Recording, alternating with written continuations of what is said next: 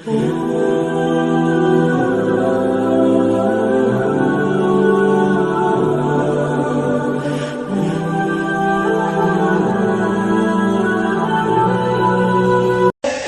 gegede penyakit di pikiran sebenarnya mah.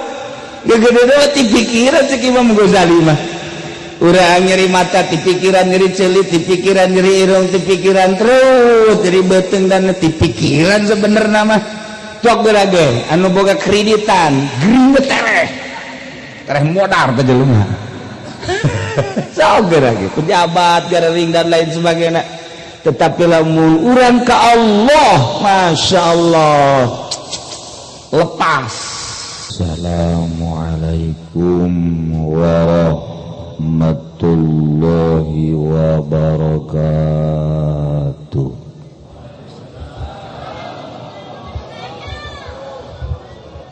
Alhamdulillah wassalatu wassalamu ala rasulillah wa ala alihi wa sahbihi wa mawala amma ba'd. Qala Allah ta'ala fil Qur'anil Karim wa huwa asdaqul qailin. A'udzu billahi minasy syaithanir rajim. Wa dzakir fa inna dzikra tanfa'ul mu'minin.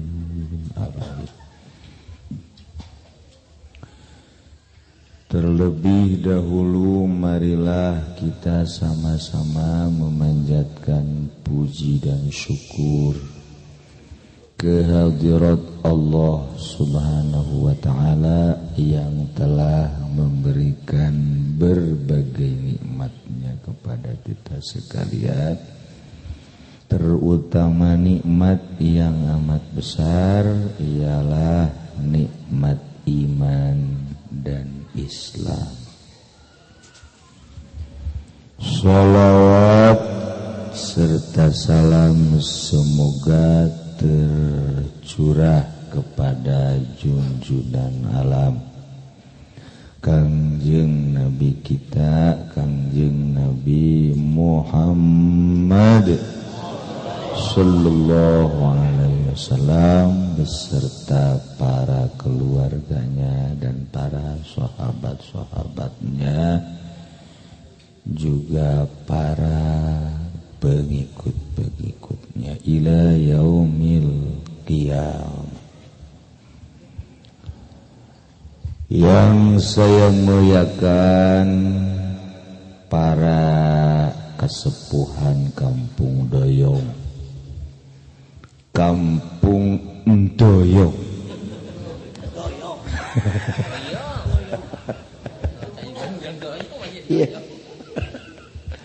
Bil khusus kepada Kiai Haji Mamun, juga kepada RT seumur hidup, ialah RT Haji Arif,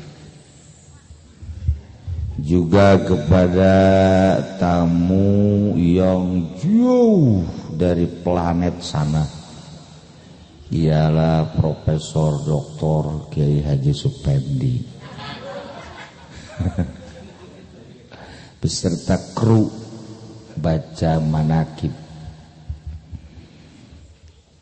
Alhamdulillah pada malam ini kita kumpul di rumah Bapak Dr. Haji Mujiono yang saya hormati.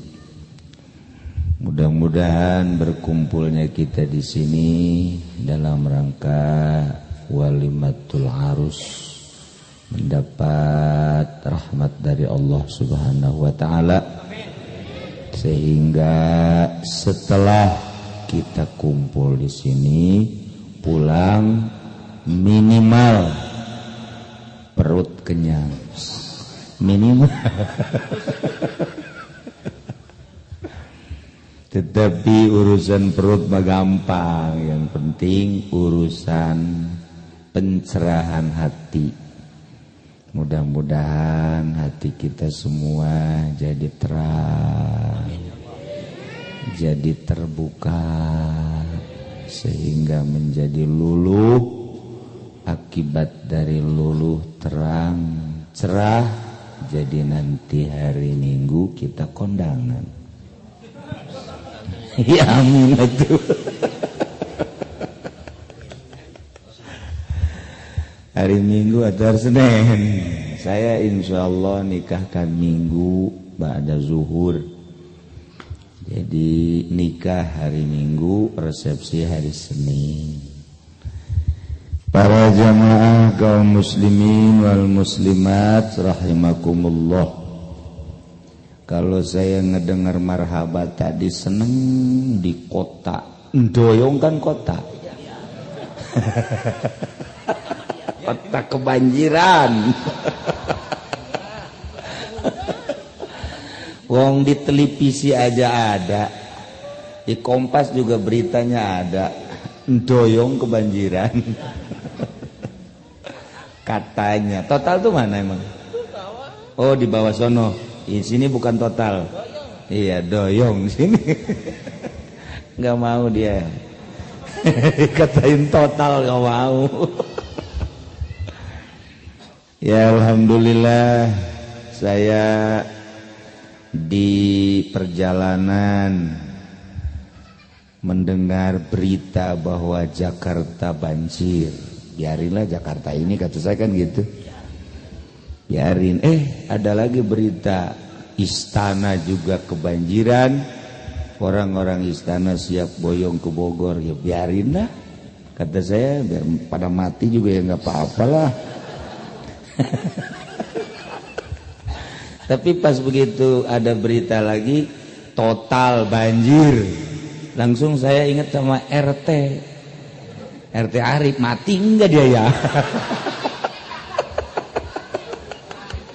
Masya Allah.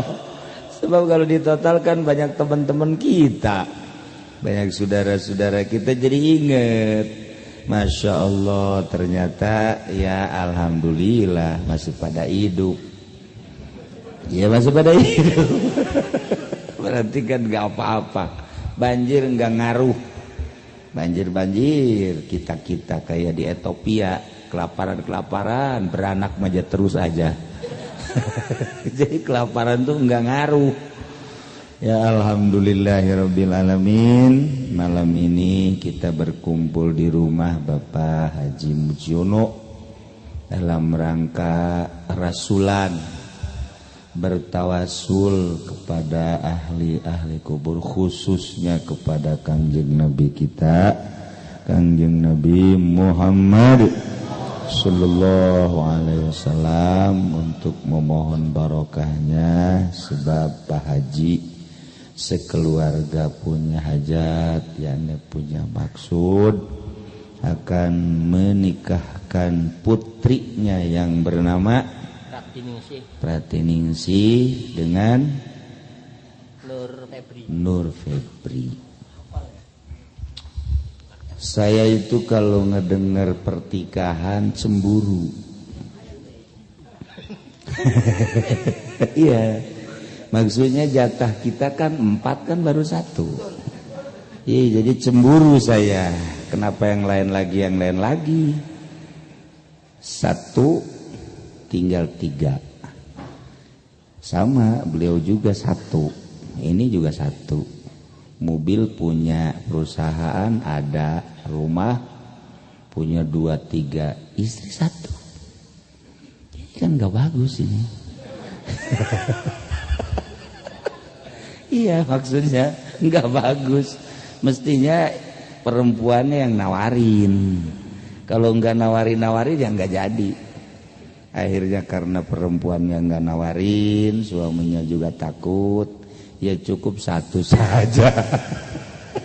Yang penting sakinah mawaddah warahmah. Mau buat apa punya 2, punya 3, tapi sholatnya nggak khusyuk. Sebab yang diatur tuh cuma schedule kilir. Habis dari yang muda ntar kemana ya? Ke yang tua berapa hari ke yang muda lagi. Kapan mau husunya sholat? Lebih dikit pentungan udah gini aja. Udahlah kita merombongan satu aja ya. Ya udah. Yang jelas nikah itu dianjurkan oleh agama, oleh syara. Agama menganjurkan supaya menikah. Fankihu ma taba lakum minan nisa'i mathna wa thulatha wa ruba'. An-nikahu sunnati, nikah adalah sunnahku. Orang yang tidak kawin, yang tidak nikah dibenci oleh Kangjeng Nabi. Orang yang tidak kawin dibenci oleh Kangjeng Nabi. Falaisa minni. Orang yang tidak nikah bukan termasuk umatku yang sempurna. Masya Allah. Kalau orang yang nikah berarti sudah dianggap umat Kangjeng. Kalau satu saja sudah dianggap, apalagi 2, 3. Sangat dianggap. Iya kan? Masya Allah. Nikah itu perjalanan Kangjeng Nabi. Bahkan seluruh Nabi nikah. Dan ada yang istimewa, Kangjeng Nabi Sulaiman istrinya 1000. 1000. Ya Allah. Maksudnya kok kuat ya? 1000. Bahkan pernah dijejer 1000. Antri. Maksudnya pengen punya anak laki-laki, kalau malam itu dijima 1000, maksudnya supaya hamil bareng nanti melahirkan laki-laki semua, biar jadi prajurit perang untuk melawan musuh-musuh Allah. Perang gak usah sama orang lain, sama anak saja 1000 udah cukup. Ya Allah, itu Kangjeng Nabi Sulaiman, ya Allah, satu malam naikin 1000 kuat. Pamuji walaupun punya obat, 2 aja 2, besok ke rumah sakit. Ke rumah sakit besok. Ini 1000, ya Allah, ya Rabbi. Kuat. Mang Haji sapeting pernah sabaraha kali itu. Udah godeng kepala dia. Waduh. Tanpa nikah turunan jadi kurang. Kalau kurang turunan berarti umat jadi kurang. Kalau umat kurang, kalau nanti ada serangan dari Amerika kan susah. Kalah kita. Sekarang makanya Amerika takut sama orang Indonesia. Ini banyak. Jadi jangan dulu tentara dah. Anak-anak kita aja yuk lu sono biar pada mati lu. Perang lu. Ya, kalau dia punya 1000 peluru, ya udah dikasihkan aja 1000 rakyat. 2000 peluru, 2000 peluru, udah tinggal gitu-gitu aja. Jadi tuker-tukeran. Ntar habis peluru kita kan masih hidup, kawin lagi kita. Para jamaah kaum muslimin wal muslimat rahimakumullah. Jadi lamun urang ieu hirup bersyariat dianjurkeun nikah. Tetapi ketika urang geus manteng hirup ka Allah, kadang-kadang teu hayang ka awewe. Teu hayang ka awewe teh mun mantap, sebab leuwih indah ka Allah dibandingkeun jeung awewe. Indahan keneh zikir ka Allah dibanding ka awewe. Komo bangsa mobil, motor, tuh nilai ya. Komo ngeridit mah cangkel. Teu cangkel. RT Arif yang ngeridit bae kuru. Di dunia bae kuru, komo di akhirat dibelum sia teh.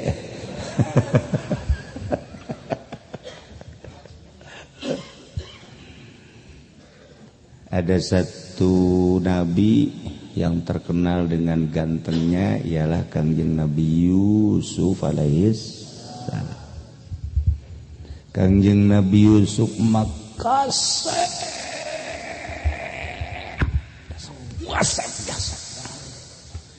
lamun urang tas deuleu Kangjeng Nabi Yusuf ajun deuleu Haji Pendi bayang utah.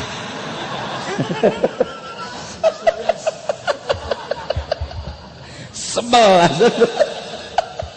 ku kasep-kasep dak orang deuleu nu kasep teh kan seneng hate teh jembar. Neuleu nu kasep neuleu nu geulis hate senang. Walaupun lapar jadi terasa seubeuh. Tapi urang keur seubeuh neuleu Haji Pendi lapar. Ya kan banget lain banget jelema banget perang mah ya.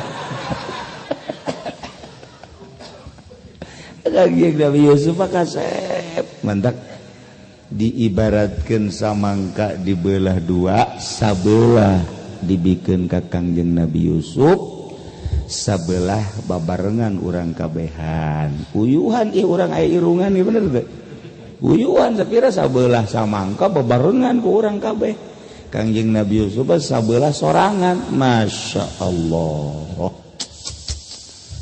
kacaritakeun Kangjeng Nabi Yusuf dipicen ka sumur ku dulurna diangkat ku pedagang dijual jadikeun abid nu meulina adalah patih haju raja ayalah di kerajaan Mesir. Kasep Kangjeng Nabi Yusuf keur mamejana kasep eta pamajikan raja disebutna naon pamajikan raja Permaisuri ngaranna Siti Zulaikha atuh di Mesir mah jeung eueuh nu jore urang ka Mesir neangan nu penghek irung moal aya neangan anu irungna teu mancung di Mesir moal aya sakumaha moal aya nu mancung di endoyong di doyong neangan nu mancung moal aya pengek kabeh di Mesir waktu bulakur ka Mesir neuleuh jelema teh karasep jeung garelis ya Allah Haji Pendi mah Haji Pendi di Mesir asal aya awewe neuleuh nuturkeun awewe mun teu dikitukeun atuh kitu bae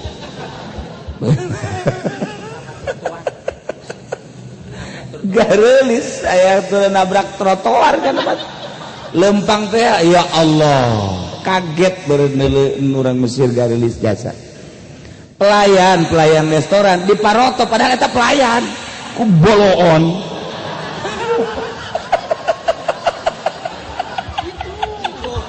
tuh sini tunjuknya na eta pelayan ya sakira pelayan atau diparoto ku jadi dikieu waduh dasar aroplok kabeh Masya Allah emang bener garelis bener di Yordan ya Allah ingat ka Haji Mamin bae Noel kakula cek Haji Mamin ieu lamun di urang jadi bintang film sakjana ieu lawakina nya kasep awawena geulis mun di urang jara di bintang film di dieu macaknya jadi pelayan ta di Mesir karasep garilis komo Kangjeng Nabi Yusuf mah nah kacaritakeun Kangjeng Nabi Yusuf dipake kahayang ku Siti Zulaikha gancang caritana Kangjeng Nabi Yusuf di kamar disampeurkeun ku Siti Zulaikha.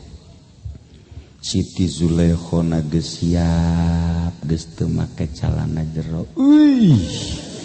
Mangkani urang Mesir. Ulah nyaritakeun model orang doyong. Sapira orang doyong suh, urang doyong mah lamun ditanya saking pundi? Saking Brebes. Ireng kumaha. Iya orang Mesir itu bohong geus teu make kutang ya Allah mangkaning susuna papaya jasa Haji Pendi ya aja make pakaianan nu carang teh model sipon aduh Kangjeng Nabi Yusuf diudag-udag di kamar maksudna titah ngazina benang bajuna Kangjeng Nabi Yusuf kekeh embung tarik ngerewek soe tapi terus dipaksa Kangjeng Nabi Yusuf teh beunang titah nangkep ka Siti Zulaikha. Lamun RT Arif dipaksa teu kudu ku Siti Zulaikha, teu kudu ku si Suminem belah. Asana tahu teu kudu dipaksa RT Arif malah ngajakan. Aduh ya Allah ya Rabbi. Ieu mah diajakan tetep embuk. Ngan ngaran-ngaran manusia begitu neuleus sosok Siti Zulaikha luar biasa. Nya geulis, nya rapih, aya ser syahwat. Biasa tuh ngaranna lalaki normal jeung awewe atuh aya syahwat. Cepet Gusti Allah nurunkeun malaikat Jibril mencet awakna, dipencetlah dikaluarkeun cai manina melalui ramona. Setelah keluar cai mani geus teu berdaya. Kitulah Allah deuk nyalametkeun hambana, gampangkeun Allah. Atuh mun teh Arif geus teu kudu ku malaikat Jibril. Geus pokona keluar sorangan we teh geus mah. Ya Allah ya Rabbi. Tidinya lah teu berhasil Siti Zulaikha. Akhirna Kangjeng Nabi Yusufna ganjang caritana di sidang. Persidanganna tetep menang nama lantaran dideuleuh soekna baju. Laporan Siti Zulaikha nama dek dizinahan ku Kangjeng Nabi Yusuf, tapi Kangjeng Nabi Yusuf inkar kanyahoan tina baju. Lamun baju soekna dihareup berarti ieu bener Kangjeng Nabi Yusuf nu dek ngazinahan Siti Zulaikha na meureun embung nyoekeun baju. Tapi lamun soekna ditukang berarti diudag ku Siti Zulaikha sehingga benang soek kan menang Kangjeng Nabi Yusuf sebab soekna ditukang. Tetapi tetep hukum tiba heula ge meureunana nu gede masuk ngulan-ngulinkeun hukum. Dielehkeun lah Kangjeng Nabi Yusuf, akhirna diasupkeun lah ka penjara dengan berbagai-bagai kesalahan. Geus teu kacaritakeun panjang kebe dina tafsir, kacaritakeun mah akhirna Siti Zulaikha ditinggalkeun ku salaki. Terus Siti Zulaikha ngalang layung bogoh jasa ka Kangjeng Nabi Yusuf. Kangjeng Nabi Yusuf di penjara. Terus ngalang layung bogoh jasa ka Kangjeng Nabi Yusuf asal neuleuh daun Yusuf. Waduh, neuleuh bangkong Yusuf. Masya Allah, kos haji pendi baheula ka pebenena, waduh kesemaran geus teu meunang neuleuhna naon. Aya anggel ge ditangkep we, oh dindaku. Wis kos kitu bae bangsa si bloon ieu teh ngaranna gitu.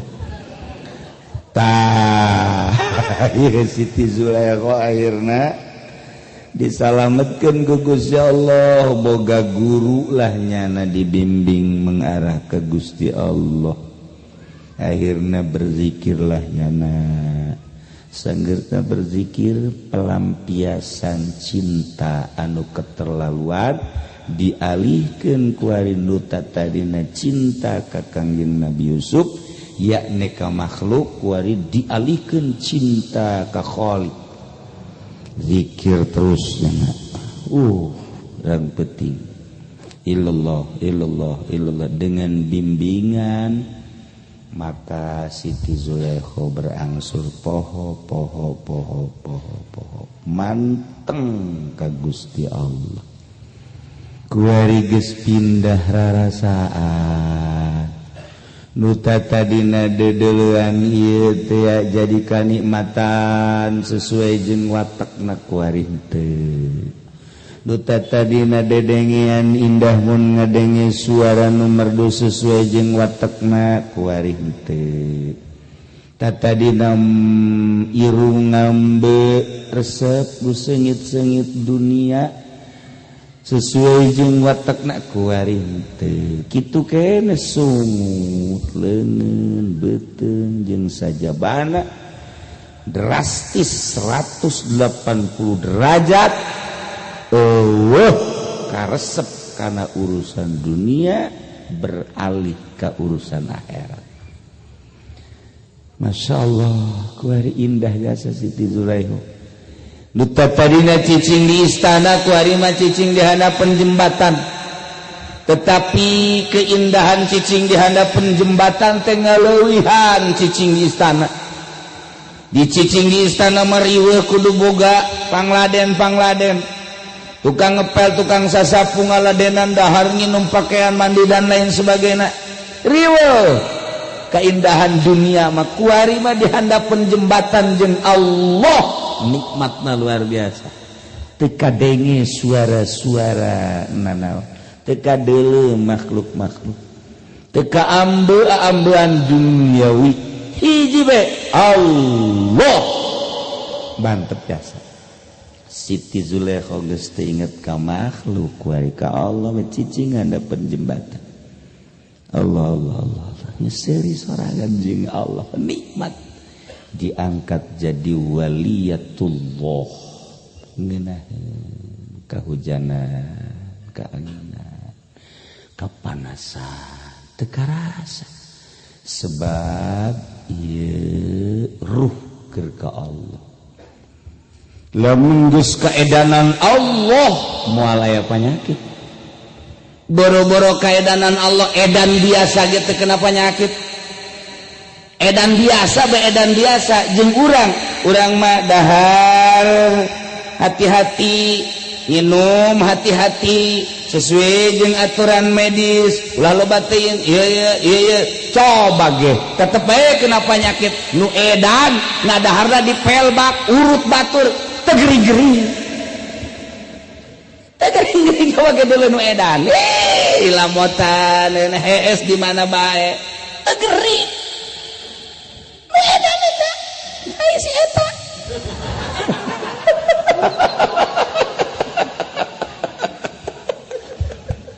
eta jadi gegede mah penyakit di pikiran sebenarnya mah gegede mah di pikiran cek Imam Ghazali mah urang nyeri mata di pikiran nyeri celit di pikiran nyeri irung di pikiran terus jadi beuteung dan di pikiran sebenarnya mah cok gerage anu boga kreditan gering tereh modar teh jelema. Sok gerage pejabat garering dan lain sebagainya. Tetapi lamun urang ka Allah, Masya Allah lepas. Kaye mun edan urusan edan biasa bicara nu gering. Sebab pikiranana teu boga pikiranana naon nya. Ieu mah komo ka Gusti Allah. Mantak ulah kaget lamun Sunan Kalijaga cicing di sisi kali nyana kehujanan keanginan sesuai dengan instruksi guru muncak guru nacan ka dieu ulah wa kahudan iya tuh kehujanan keanginan biasa bae Syekh Samsudin Madura hatinya dan sesuai jeung guru encek guruna ulah wa ka nangtung lamun can datang iya tuh biasa bae tahunan kitu keneh kabelah dituna komotan Abdul Qadir dan lain-lain sebagainya kunana tak manteng ka Allah teu masalah urang bae bogoh jasa ka awewe bogoh jasa ka awewe ieu bogoh jasa isuk-isuk teu dahar sore teu dahar neulean foto tenden deui kieu urang ngaranna edan kan eta edan biarana edan jeung foto bae ge jeung foto geus indah jasa aduh nu bibirna dikiekeun deui dikiekeun deui ditenden deui kakara ge ditenden geus dicokot deui ta foto iki tilu poe teu dahar teu nginum teu gering teu naon aju kunyana di titah kapanggih di pengkolan hujanan jibreg sugan puyang hulun teu puyang teu naon biasa bae kudu eta aya cinta gairah di jero hate entek cek ahli tasawuf mah awak kurang bisa senang awak kurang bisa bendu awak kurang bisa seri awak kurang bisa cerik naon tah nu mantak ngajadikeun seri cerik senang bendu aya naon di jero awak kurang aya nafsu coba ge nafsu na pilihan kunaon nu mantak jadi senang kunaon nu mantak jadi cerik kunaon nu mantak jadi bendu kunaon nu mantak jadi pemurah kunaon nu mantak aya naon di awak urang pagawean ahli tasawuf nu norekat nganyahokeun hal eta supaya deka Allah telempeng panyakit dipiceunan iya ya panyakitan di jero awak urang bisa seri bisa cerik bisa senang bisa bendu dan lain sebagainya angin di jero awak urang aya angin anu nyulusup disebut nafsu eta lamun teu dipiceunan melalui bimbingan guru tetep urang moal bisa ibadah khusyuk ka Gusti Allah salat urang biasa bae kajun dipaksa-paksakeun Allahu akbar tetep bae cak RT Arif teh bulan kamari mangges bulan hareup can aya duit mun eueuh duit ieu kumaha 3 bulan diseret deui kontrakan motor kira coba ge timbul ti mana ya timbul ti mata timbul ti ceuli nu bakal ngaramekeun kalbu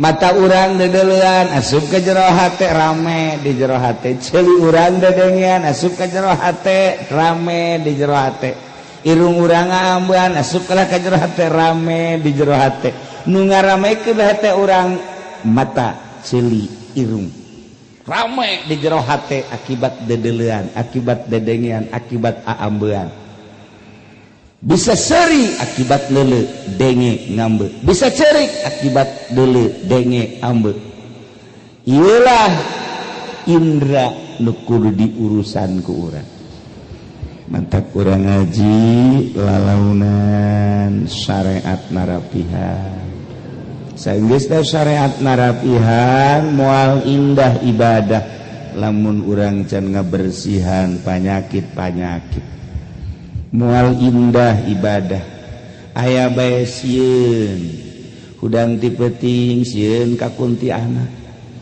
sieun ka pocong bloon kan eta kos gitu aya eta ieu bae geus kolot sieun ka kuntilanak tapi kuarina aya kuntilanak beunang asup Islam tololnya sialnya teh internet bloon jadi kuntilanak beunang dicekelan waju ditanya dari mana dari kuburan anu kamu kemana saya mau kembali lagi ceknya nanti dicekelan kita asup Islam heula kunti anak maca 2 kalimat syahadat asyhadu an la ilaha illallah bimbing biasa wa asyhadu anna muhammadar rasul jadi kuari mah kunti anak aya nu mualaf eta jadi lepaseun balik deui ka kuburan geus macam-macam ieu kuari dunia internet teh kos karari itu bara rohongna gede jasa masa kuntilanak asup Islam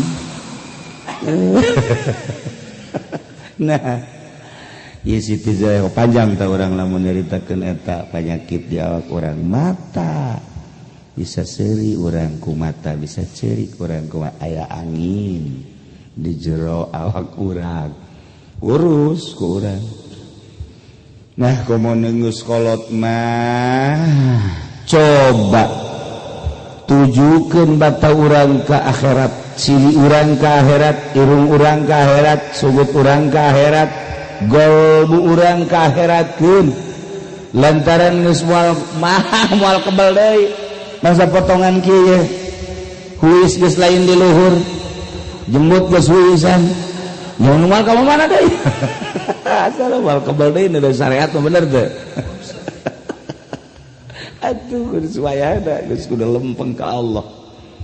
Siti Zulaikha geus bisaeun ngaleungitkeun nu mazmumah ngadatangkeun nu mahmudah nafsu-nafsu anu tercela cek agama dipicieun sekaligus nafsu-nafsu anu terpuji ditarik sehingga menjadikeun ladzat iman teh ngan lain ngan sakadar iman disungut lain sakadar percaya tapi karasa. Urang mah kuari lamun ditanya sia agamana naon Islam pangeran sia Allah nabi sia anjeun Nabi Muhammad ari Allah teh sifatna ih Allah mandeulekeun ka urang sifatna teh ngadengekeun nganyahokeun eta teh ngaranna akidah kepercayaan percaya urang mun ditanya Allah ngadengekeun urang Allah neuleukeun urang ngan can karasa ciri encan karasa nyaho Allah neuleukeun nonton TV terus mending ngorakena geus kolot pan eta pan goblok-goblok da jelema geus kolot Ki Haji deui nonton TV kene eta mah goblok bin tolol mun aya di dieu eta Ki Haji goblok bin tolol bin bloon mana punya anak asa geus kolot SMS-an jeung jahe bloon kan eta ngaradakan teu karasa iman teh urang lamun diaritakeun ka situ jahe can karasa sakumaha karasana urang lapar sakumaha karasana urang seubeuh urang nu ngarasakeun urang lapar karasa urang seubeuh karasa iman teh mun geus karasa isin ka Gusti Allah moal daekeun boga TV moal daekeun boga HP isin deuk nanaonan lah tuh pun urang mah geus atuh dijual HP memang kurang dijual Jepang meuli BlackBerry waduh duk beli BlackBerry beneran waduh ganti urang mah TV kunaon teh dijual tasawufnya ai isukna ganti nu bude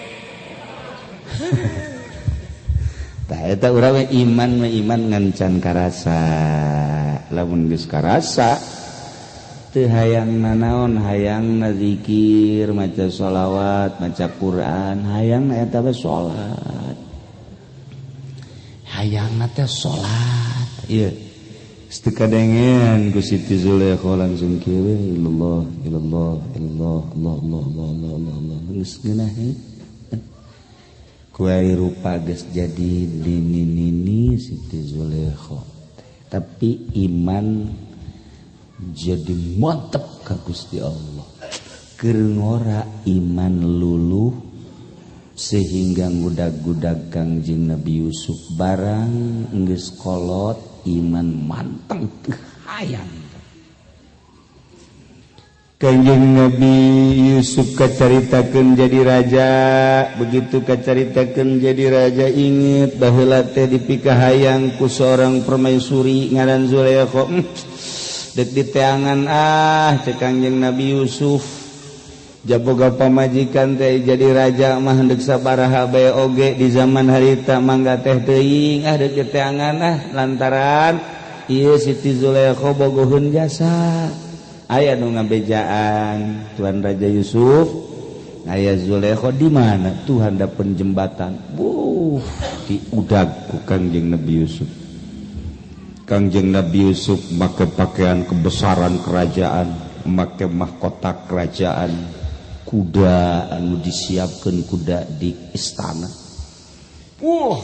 Berangkat Kangjeng Nabi Yusuf sorangan dek nyamperkeun Siti Zulaikha kapagihan dapeun jembatan. Assalamualaikum. Cicing bae Siti Zulaikha. Assalamualaikum. Cicing bae. Tanya Assalamualaikum. Cicing. Tahu bawel aku Kangjeng Nabi Yusuf neng waun teu ka akang teu cek deuleu lah deuleu ieu nu kaset teh anu kaset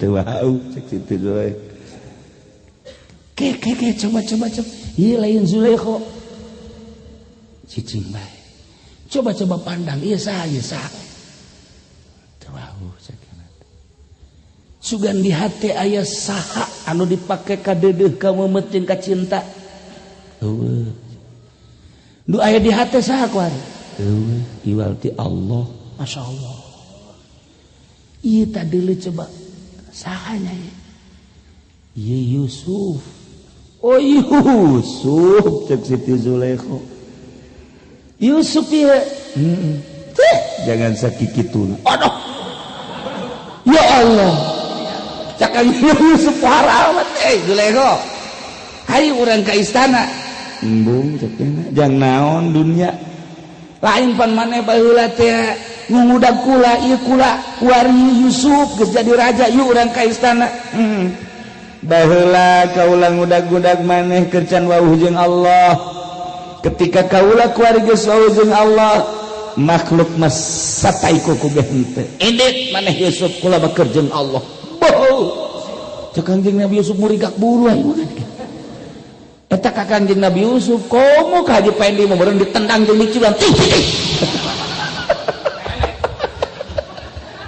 geus teu aya geus teh dulu Haji Pendi mah boro-boro Siti Zulaikha atuh si genem ngembungeun suminem nah iyalah lamun geus ka Allah geus poho segala rupa urang kuari lantaran ka Allah na setengah-setengah atuh teu meunang manggi awewe komo nu nyingsat manggi nu nyingsat geus kolot ge kieu bae aduh tah budak seutik deui mah seutik deui kadeulean aduh belum tuh coba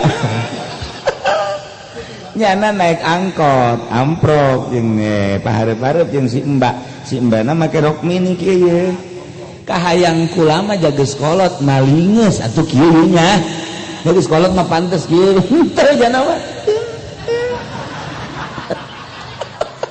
datang ka si mbana isinin ipet-ipetan kikieuan anyar terus lagi dasar geus kolot belon eta kulan teu boga ka isin imanna ipis jasa iman ipis atuh geus bae neuleuh kikituan ieu mah kieu we da jero hatena seutik deui we teh budak kadeuleu teh apengna aduh nah kuari mah ulah ngukur ka Haji Pendi urang bae lah mun awe liwat pingpingna kadeuleu ku urang dilirik apa peureum coba babarengan coba peureum apa dideuleu terus RT Arif bloon atuh eta mah ukuranna kitu bae sih ukuranna geus urang lamun aya we liwat pingpingna putih dideuleu kadeuleu ku urang teh aduh tah eta teh kan haram urang beheulanan urang mun neuleu kitu tah peureum apa peureum hah entah berarti iman urang ipis kena jasa masih kena resep mata pakai neuleuh sesuai jeung watakna ipis berarti ieu mah jang ukur-ngukur diri urang bahwa diri urang ipis kene iman teu berani urang meureumkeun mata ketika neuleuh nu diharamkeun ku Allah meureun aya zina ona meureun urang ge embung aya zina mah meureun misalna aya awewe rangda haju ka Haji Arif ci ka dieu aya naon kula mah ieu asal disarean bae sedekah lillahi taala cak Arif teh sedekah si sedekah embung aing tetep kula ge percayalah ka RT Arif aya kudu numpakan mah pasti madaekeun wah kula ge iman mah ayaan nya ge aya kudu numpakan membungeun nya ge embung aing cek nya mau jore mah embung aya lah iman tapi ai neuleuh mah kitu kan neuleuh geulis irung mancung pingping biasa bujal mah bujal mun kada dideleukeun keneh sanajan lamun titah ngazinahan mah embung berarti kan iman urang teh pohara tah ipis komo datang ka daek zina mah naudzubillah min na ieu mah keur carita bahwa ketika urang encan manteng ka Gusti Allah neuleuh awewe resep bae. Ketika orang manteng ka Gusti Allah contona Siti Zulaikha geus embung kalau itu nama panjang akhirnya mah tetep dingorakeun deui mukjizat ti Gusti Allah panjang dongeng ieu mah ngan eta bae keur carita urusan syahwat mun urang bisa bersihan nafsu-nafsu urang loyog urang ge lain deui kadeuleu loyogna lain deui leumpangna lain deui lirikanna lain tak kadeuleuan aya jelema bisa ibadah di hiji lembur kadeuleu kanyahoan kaambeuk sebab naon dina leumpang lain dina lirikanna lain dina sagala naga lain we lamun geus ninggalkeun watek mata ceuli irung bakal kapanggih engke jeung baturna nu akur jeung nyana urang mah pada halayak rame kieu akur bae sebab teh urang kos kieu cabrek sagolongan lah jeung Haji Pedi jeung Haji eta RT kos kitu bae teh asal datang ka pae kitu bae ba kitu bae buat mentak hiji-hiji dah urang malah mendingan resep bae kanu bisa sakitu bae geus wa adnan nasib at-tasdiq wa taslim li ahli panghandapna bagian kawalian ngabenerkeun kawali jeung pasrah sebab urang mah teu bisa cinta bae kanu bisa sebab berat jasa urang nya gitulah para jamaah kaum muslimin wal muslimat rahimakumullah contoh hiji deui anu cinta ka Allah Imam Sibaweh teh kiai mun santri kiai nyanahu cucugud ahli nahu Sibaweh moal aya dua keputusan grammar pembacaan keputusan nomor hiji adalah Imam Sibaweh kacaritakeun emma jeung bapana hayang deuleu Imam Sibaweh kawin lantaran nyana teu daekeun kawin akhirna dikawinkeunlah ku bapana ka hiji awewe nu geulis pinter turunanana bagus barang geus kawin biasa we geus kawin magrib ka masjid isya ka masjid pamajikanna di jero kamar atuh geus bersoleh siap tempur teu pake calana teu pake kutal geus mantep mun Haji Peni geus teu babanyo acan langsung ceklak bae geus sakumaha naik sado tetapi Imam Sibaweh balik di masjid da ngamparkeun sajadah salat Allahu akbar likum Allahu akbar didelegeun ku pamajikanana sampai jam 1 jam 2 wah cak nyana meureun moal malam ieu mah meureun geus benteu malam eta salamet malam kadua kitu keneh salat di Allah malam katilu salat keneh bae cek pamajikanna meureun aya jeung kiai mah kieu meureun cek terus bae aya pamake meureun lah datang ka 7 poe mah bener datang ka 7 poe salat geus 7 poe kan siap teh ka 8 poe salat keneh bae 9 poe 10 poe cek pamajikanna meureun datang ka 40 poe meureun kan aya nu sok pamake kitu kan pokokna baheula mah datang ka 40 poe cenah ulah dikumaha-kumaha belon tama tuh waktu dituna tetep bae segerakeun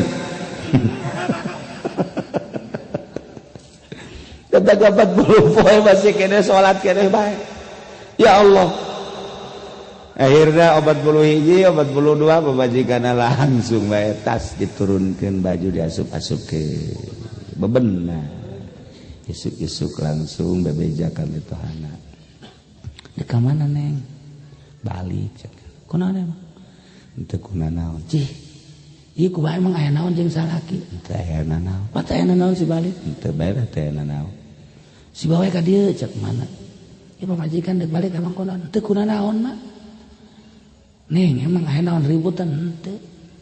Si bawe emang kunaon ieu? Cetek. Neng pan deuk balik emang kunaon? Puguh teu aya naon sakali mah. Maksudna teh aya naon teh kuat, tanyakeun we cenah kakak kuat. Si bawe emang teu kuda naon pan bisa dijakeun. Cek pamajikanana nya nama salat, maca Quran, ngarang, salat, maca Quran, ngarang, salat. Ji eta pamajikan teu ditata. Henteu. Kunaon emang si bawe? Leuwih resep ka Allah batan ka pamajikan. Ya Allah. Haji Pandi mah Haji Pandi leuwih resep ka pamajikan batan ka Allah. Tuh, tilok baca Quran unggal peuting. Geus wae nya nama ngomean susu malulu. Mentak ditanya anakna sabaraha? 15. Eleh kotok rintik mah tuh. Atun teu teu naon. Nah iyalah sosok-sosok manusia anu cinta jasa ka Allah terabaikan urusan kanikmatan dunia. Ieu mah keur carita batur mokos kitu teu bisa babagi nyana. Aya waliullah nu bisa babagi loba itu Imam Syafi'i, madzhabul arba'ah jeung nu sajaba-sajabana tukang jeung Nabi biasa. Ieu mah keur madzhab mah moal, madzhab mah ditarik ku Gusti Allah ke manusiaanana dieuweuhkeun sehingga poho ngan ka Allah hungkul. Tah lamun geus kos kitu jelema geus pohara jasa hese urang neangan model kos kitu. Ngan tetep aya mun kurang diteangan aya. Nah iyalah lamun ieu mah sakadar ukuran ngukur urang bae ai urang geus datang ka mana ieu hirup. Ternyata urang geus kolot ge can manteng ka Gusti Allah. Nu mantag can manteng loba panyakit-panyakit di jero hate.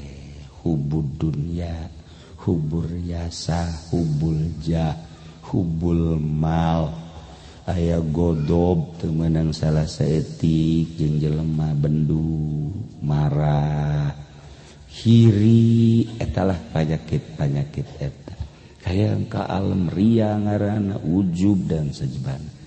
Urang lalaunan, piceunan, saeutik-saeutik, abeh urang mantep menghadap ka Gusti Allah Subhanahu wa ta'ala.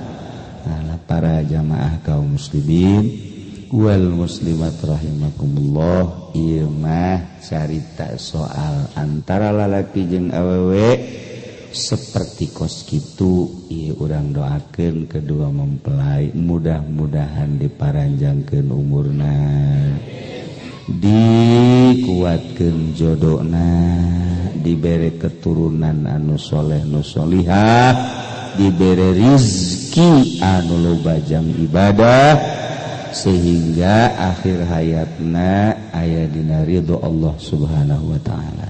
Kitu kena urang nu kumpul di dieu, mudah-mudahan urang kabehan aya dina ridho Allah Subhanahu wa ta'ala, sehingga urang husnul khotimah di akhirat, urang babarengan di bawah bendera Kangjeng Nabi urang, Kangjeng Nabi Muhammad sallallahu alaihi wasallam. Pak Haji mujina jeung ibuna jeung panganten urang doakeun mudah-mudahan dina hajatna dibere berkah, diturunan rahmat ku Gusti Allah, mun nyana tatarukana sing jembar, modalna sing kapulangkeun. Pokona mudah-mudahan aya dina rahmat Allah, berkah sagala rupana, amin ya rabbal alamin. Sakitu bae dihatur disingkuring urang ngadoa ka Gusti Allah. Allahumma shalli wa sallim ala sayyidina Muhammadin fil awwalin wal akhirin, barik wa sallim wa radiyallahu ta'ala an sadatina ashabi sayyidina Rasulillahi ajma'in. Amin ya Allah ya rabbal alamin. Allahumma arham ummata sayyidina Muhammad Allahumma jibur umat sayyidina Muhammad, Allahumma aslih umat sayyidina Muhammad, Allahumma farrij an umat sayyidina Muhammadin sallallahu alaihi wasallam, Allahumma hasil maqasidana bil khair, Allahumma hasil maqasidana wa muradana bil khair, Allahumma hasil maqasidana wa muradana wa murada sahibil hajjah bil khair bi rahmatika ya arhamar rahimin. Rabbana taqabbal minna innaka antas samiul alim wa tub alaina innaka antat tawwabur rahim. Wa shalli wa sallim ala jami'il anbiya'i wal mursalin walhamdulillahi rabbil alamin. Wallahul muwaffiq ila aqwamit thariq. Assalamualaikum warahmatullahi wabarakatuh. Gaduh putra diantarana ialah Qabil sareng Habil. Kangjeng Nabi Adam seluruh gaduh putrana adalah tis'atun wa salasuna 39. Boga anakna 39 Kangjeng Nabi Adam. Dunia sakil legana diesian ku 39. Sedangkan ablag-ablagan sepi meureun dunia eta. Kakarak Kangjeng Nabi Adam, Siti Hawa, haju anaka. Ngan ari Qabil mah, Qabil eta cak sariwayat mah lahirna di sorga, ari Habil mah lahirna di dunia, di dia di bumi. Cak sariwayat Qabil mah, Qabil eta kelahiran sorga nya nama teh. Qabil, ari Habil mah kelahiran bumi. Supaya rada cepet Gusti Allah teh ngalobakeun makhluk, maka ngalahirna ieu Siti Hawa sakali lahir sajodo dua-dua. Lalaki awewe, lalaki awewe, lalaki awewe kitu bae tah. Sajodo. Tah kabeneran. Qabil mah ngajodona ieu jeung hiji awewe nu ngaran Iqlima gelis. Ai Habil sajodona jeung Labuda rada kurang gelis. Modal berbes lah gitu. Rada kurang gelis. Sedangkan instruksi ti Gusti Allah kawin teh silang. Disilang kawina lamun tadi Qabil ngadulurna ieu adalah jeung Iklima, tah si Iklima anak kudu kawina jeung Habil. Habil anu tadi kaluarna ngajodona teh jeung Labuda, tah Labuda kawina teh jeung Qabil. Jadi disilang-silang. Anu pertama lalaki awewe, nu kadua lalaki awewe. Tah lalaki nu kadua kawin ka awewe nu pertama. Lalaki nu pertama kawin ka awewe nu kadua. Kitu bae tah silang ulah dikawin kuno babarengan jeung ngalahirna harita. Jadi teu meunang bareng jeung kembaranana. Etalah hukum di zaman Kangjeng Nabi Adam alaihis. Kawin dipersilakeun geus aya instruksi kawin, cuman instruksi hukumna kudu disilang teu meunang jeung kembaranana. Eta hukum mulai tadi dijata. Lantaran begitu diinstruksikan kawin. Umur kakarak 20 tahunan kabeh ge. Instruksi ti Gusti Allah kawin seperti eta, sak ti Qabil kakakna ngeunah bae sia Habil dikawinkeun ka kembaran aing geulis ka bapan ayeuna si bayi. Kawin ka kembaran sia ieu. Dideuleu atuh kulit. Ya berebes lah. Cak urang berebes emang anu geulis gitu di berebes. Eta kos kitu tah jadi kurang naon gitu amperna kurang naik Qabil. Jol we iblis datang ka jero hatena mulai ta iblis ge pan diusir di sorga leuwih ti heula pan iblis. Wah ini cak iblis makanan gua asup ka jero hatena Bil siapa pan kelahiran sorga sarua jeung aing mulia urang atuh Habil Onam kelahiran bumi India urang mah lain deui mulia tuh nu mulia ulah sok kawin kana jore penghinaan engke nu timbul tetep mulia mah kudu kanu geulis bae mun kawin kanu jore mana teuing engke jelema jeung ka dituna anak incu oh kobil mah kawinna kanu jore tah eta kan isin tah bil cak juri ya pugu cak jalan teh atuh pugu embung ieu ge eta mah abah ngomong cenah hukum ti Allah eta bohong sebenarnya mah eta bohong eta eueuh ti dituna eta mah kabisa abah bae abah teh deudeuheun ka Ki Habil ka adi sia nu mentek dikawinkeun kudu ka kembaran sia nu geulis ai sia nu kakakna nu kelahiran di ditu kudu kawin ka adina Habil eta teh lain ti Gusti Allah kajen kumaha ge bibisaanan bab